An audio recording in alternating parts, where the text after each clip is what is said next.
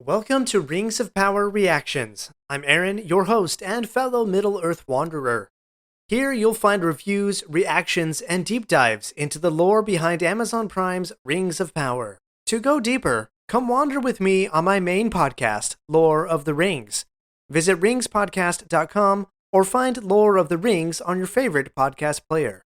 Now, let's wander Rings of Power. 3 Rings for the Elven Kings, the Stranger's New Adventure, and Halbrand is back in Mordor. We continue our spoiler-rich adventure exploring the lore behind the finale of Rings of Power Season 1. You are listening to the third of 3 lore breakdowns. Welcome! In the Lore of the Rings podcast, we wander the world of J.R.R. Tolkien by exploring the foundational epic stories from the deep past of Middle-earth. If you enjoyed Tolkien's books, or maybe Peter Jackson's movies, or perhaps you're excited for Amazon Studios' new series, The Rings of Power, and you want to dive deeper into the rich world of Middle-earth, then listen and subscribe. Bogovanyan, fellow wanderers. We left our adventure with Elrond pulling Galadriel out of the dark water and into the light, after Galadriel successfully navigates Sauron's mind games. Galadriel races to Celebrimbor's workshop, while Elrond tries to piece together what has happened to her. In Celebrimbor's workshop, Elrond explains that he pulled Galadriel from the water of the Glanduin. This is a river that is joined by the stream formed at the west gate of Moria, and it is considered the border of the land Eregion, or Hollin, that Celebrimbor now inhabits. Galadriel proposes something like the checks and balances that are in the U.S. Constitution, but I do love the line she gives, quote, "One will always corrupt, 2 divide," and Celebrimbor finishes, quote, "With 3, there is balance." Then Galadriel says that the powers are for the elves alone, quote, "untouched by other hands." This fits with several statements made about the 3 rings throughout Tolkien's writings, and this seems to be a clear and simple point, that Sauron did not have a part in making the 3 rings. Here are some statements which I referenced in episode 40, The Forging of the Rings, and I'll repeat here for emphasis. In the Silmarillion, quote, "The 3 remained unsullied, for they were forged by Celebrimbor alone, and the hand of Sauron had never touched them, yet they were also subject to the One." From The Shadow of the Past in the Fellowship of the Ring, as said by Gandalf to Frodo, quote, "The 3 fairest of all, the elf lords hid from him, and his hand never touched them or sullied them." And 3 from the chapter The Council of Elrond, also in Fellowship, as said by Elrond, quote, "The 3 were not made by Sauron, nor did he ever touch them." Celebrimbor informs them that the Mithril refuses to be joined with lesser metals, and he needs the highest quality gold and silver like that of Valinor. Just to refresh your memories, Valinor is the far western land, and is sort of like heaven or paradise for the elves. The Valar dwell there, and that's where Galadriel was born.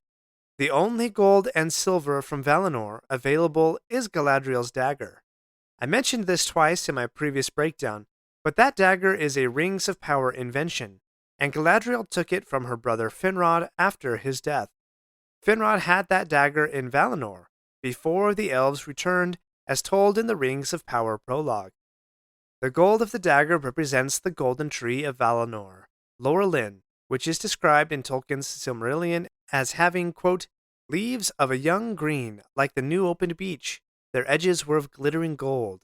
Flowers sung upon her branches in clusters of yellow flame, formed each to a glowing horn that spilled a golden rain upon the ground, and from the blossom of that tree there came forth warmth and a great light." The silver in the dagger represents the silver tree of Valinor, Telperion, described as having, quote, "leaves of dark green, that beneath were as shining silver, and from each of his countless flowers a dew of silver light was ever falling, and the earth beneath was dappled with the shadows of his fluttering leaves." These 2 trees, while not the first light source for Middle-earth, are certainly the most renowned, the sun and the moon being meager copies of the trees. The light of the trees was captured in the 3 Silmarils which Fëanor, Galadriel's uncle, created. If you look closely in some shots, the dagger also has 3 white pearls representing the Silmarils. Celebrimbor says, quote, "True creation requires sacrifice." This line, while not specifically a Tolkien line, I think fits in the mythology that Tolkien created. And I really love the symbolic gesture that Galadriel has before her.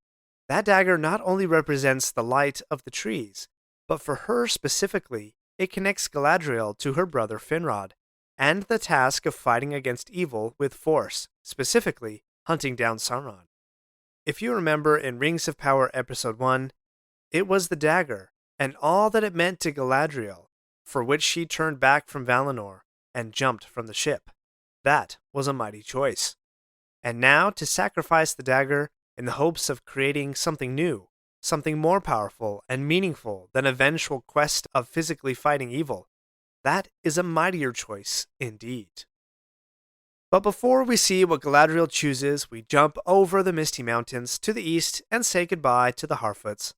The stranger, who I'm happy to report can now speak in full sentences, is resolved to go to Rhûn. He translates the word Istar as wise one or wizard. But don't be hasty. We don't yet know if the stranger is Gandalf. He could be Radagast, or Saruman, or one of the blue wizards who went into the east, or he could be an entirely different character. Now, in Unfinished Tales, we're told that the wizards, quote, first appeared in Middle-earth about the year 1000 of the Third Age, but for long they went about in simple guises.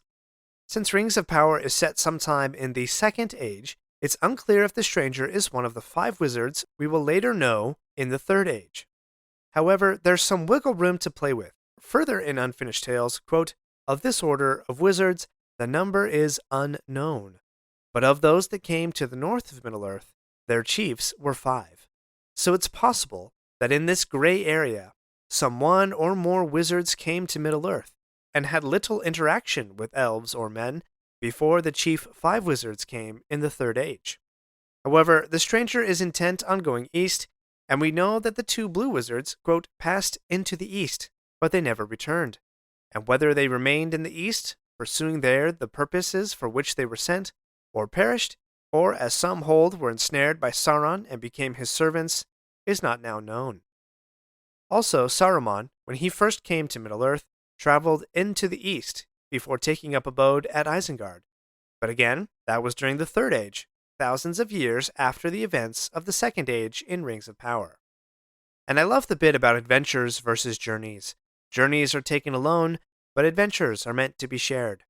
Adventure stories are crucial to the human psyche. Tolkien wrote this in his essay on fairy stories. Quote, most good fairy stories are about the adventures of men in the perilous realm or upon its shadowy marches. And this reminds me of the scene in the Hobbit movie where Bilbo is running through the Shire, telling his neighbor, I'm going on an adventure! As Nori and Poppy say their farewells, we're reminded of a big theme of Tolkien, friendship. And it's the hobbits like Frodo and Sam, and Merry and Pippin, who best embody this theme, and perhaps Legolas and Gimli. Never thought I'd die side by side with an elf.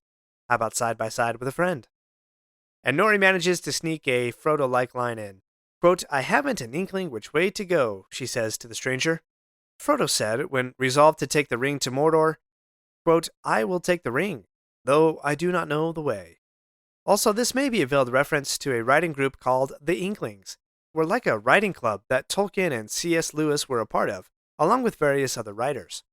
And just to thicken the theory that the stranger is Gandalf, he smells the air and says, quote, there's a sweet smell on the air this way. When in doubt, Eleanor Brandyfoot, always follow your nose.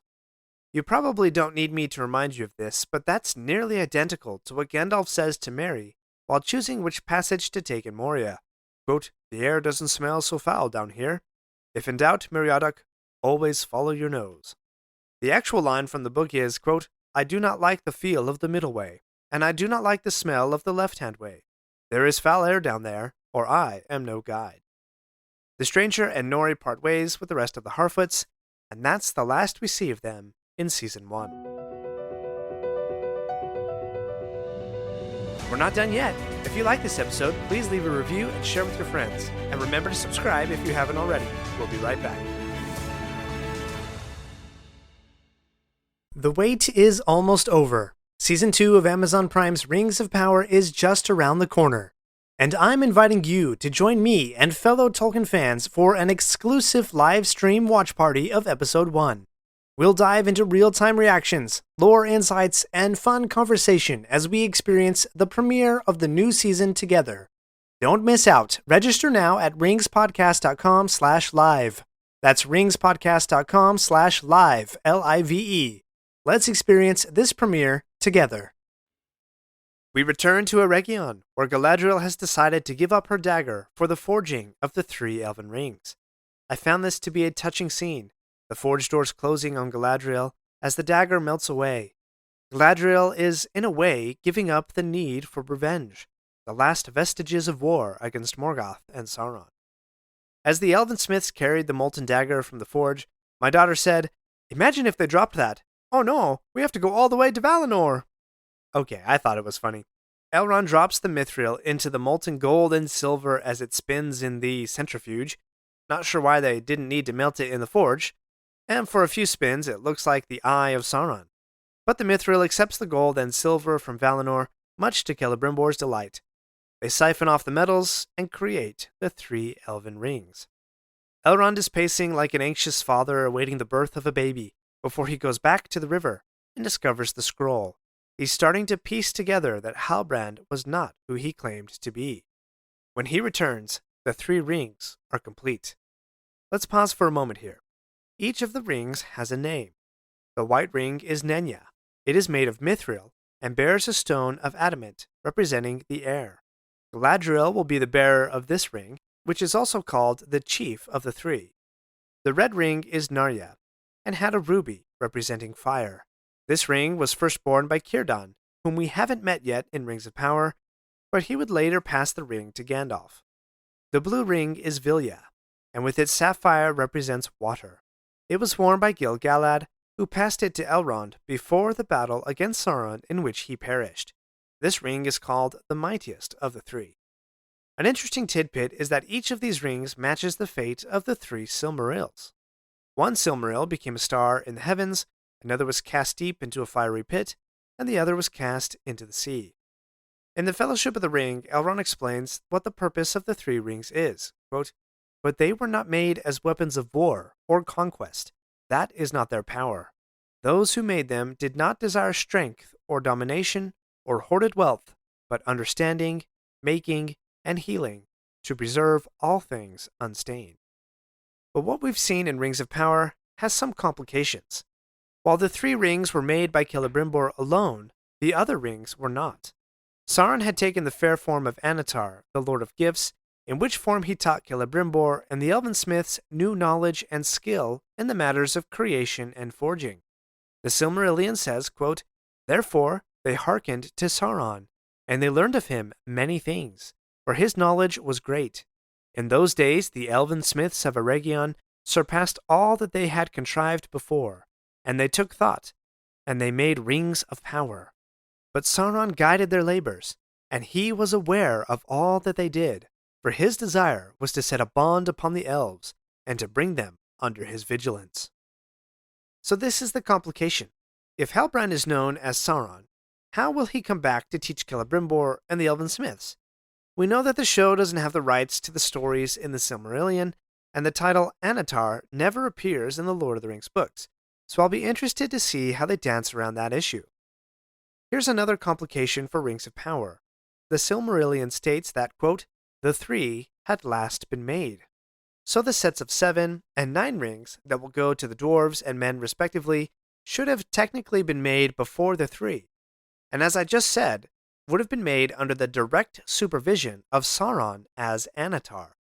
But in the first season of Rings of Power, we have zero indication that the 7 or 9 have even been conceived yet, let alone the many other rings that were made, which Gandalf hints at when he says to Frodo, quote, "In Eregion long ago, many elven rings were made, magic rings, as you call them, and they were, of course, of various kinds, some more potent and some less. The lesser rings were only essays in the craft, before it was full grown, and to the elven smiths they were but trifles, yet still to my mind dangerous for mortals.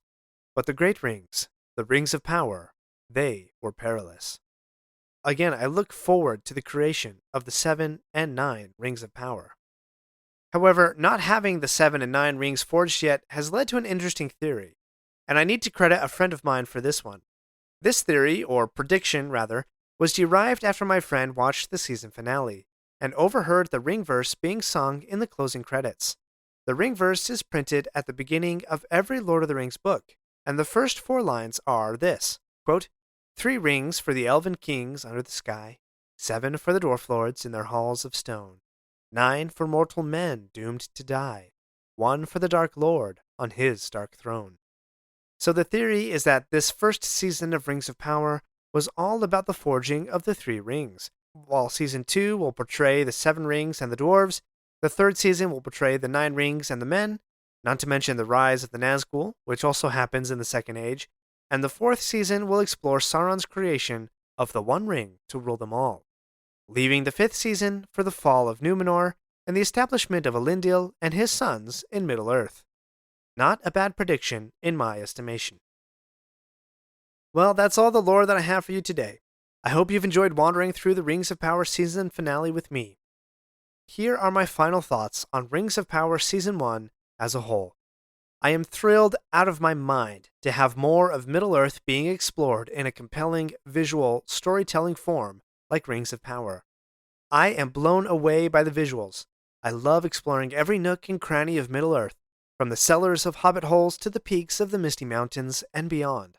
So to see Lindon, Eregion, Khazad-dûm, Númenor, Mordor, Rhûn, and all the other places draws me in. I just wish we could explore more than just the individual sets we've seen in some of the places. The writing and dialogue has been mostly mediocre, with spots of brightness like the star that Sam sees in the skies for just a moment when the clouds of Mordor part, and even more moments of just really bad writing. I really hope they step up their writing in future seasons. I am still not convinced that the showrunners understand J.R.R. Tolkien, his work, and his philosophies that are embodied in his tales. So many sources have said things like, the showrunners are the biggest fans, they know Tolkien better than anyone, they had Tolkien scholars on set, etc., etc., etc. And I have seen elements of that come through. But lore inconsistencies and downright fundamental flaws have left me unconvinced, which is saying something, because I really want to trust them. I really support this show. I'll give it the credit I feel it deserves and call out the flaws from my perspective. I really admire the showrunner's bravery. To step into the world of Middle-earth and adapt it to the screen is a near impossible task. I am rooting for Patrick McKay and J.D. Payne to pull this off. I suppose I feel a bit like Elrond when he told Galadriel in the season finale, quote, "You're making that promise very difficult to keep." Here are my 2 favorite components of Rings of Power. The twisted reflection of Galadriel and Sauron in the water, and the song This Wandering Day, which Poppy sang in a previous episode.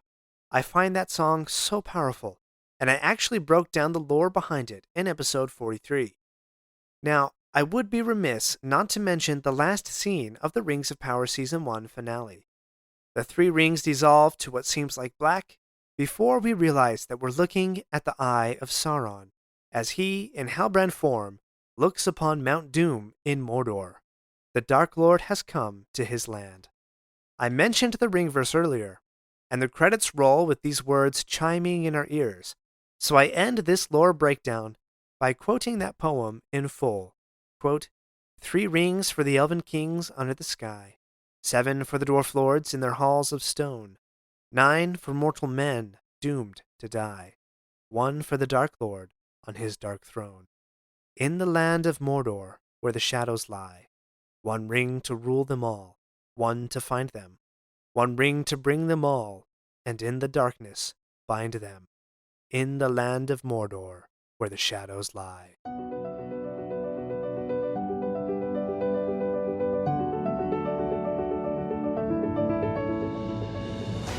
My friends, if you enjoyed this episode, let me know by subscribing, leaving a review, and sharing with your friends. Follow me on Facebook or Instagram at Lore of the Rings Podcast. For feedback on the show, please email me using the link in the show notes. Until next Thursday, remember, not all those who wander are lost. Are you ready to dive deeper into Tolkien's world? If you've ever struggled to read the Silmarillion, I've got just the thing for you. I've created a free guide packed with my best tips to help you conquer this epic book. Whether you're a seasoned reader or tackling it for the first time, this guide will make your journey through the first age of Middle-earth more rewarding than ever. Head over to ringspodcast.com to download your free guide today. Your adventure deeper into Middle-earth starts now. Visit ringspodcast.com today for your free guide.